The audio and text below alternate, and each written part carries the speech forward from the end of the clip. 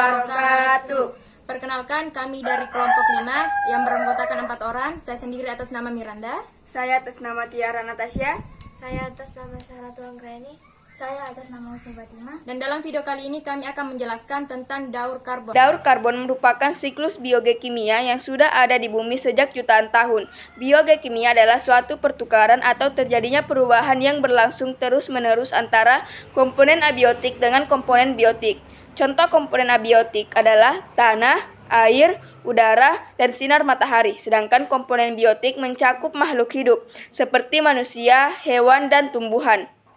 Karbon dioksida merupakan bagian udara esensial yang dapat memengaruhi radiasi panas dari bumi dan dapat membentuk persediaan karbon anorganik.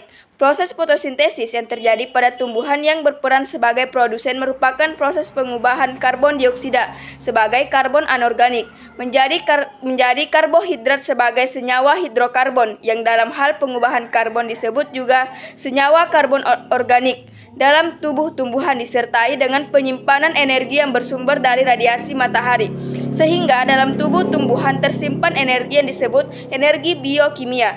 Energi ini tersimpan bersama dengan senyawa organik kompleks.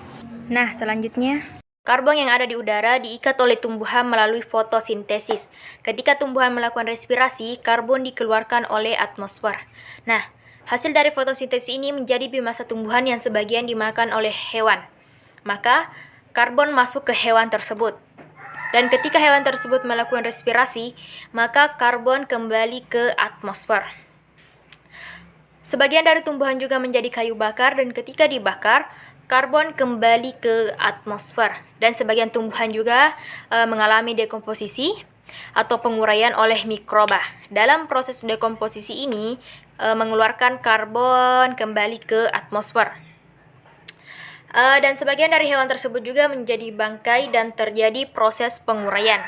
Setelah itu, hewan dan tumbuhan tersebut terkubur dalam tanah selama jutaan tahun sehingga menjadi batu bara, minyak, dan gas yang dimanfaatkan oleh manusia sebagai bahan bakar fosil.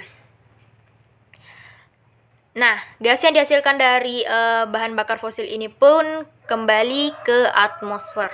Adanya siklus karbon tersebut agar tidak terjadi pemanasan global, diperlukan adanya penyerapan dari atmosfer melalui tumbuhan dalam jumlah yang besar.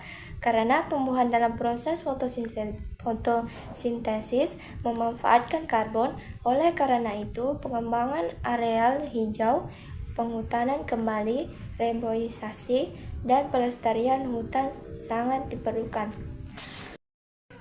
Baiklah, itulah tadi penjelasan dari kelompok kami tentang daur karbon. Kurang dan lebihnya mohon dimaafkan. Kami akhiri ucapan Wabillahi taufiq wal hidayah. Wassalamualaikum warahmatullahi wabarakatuh.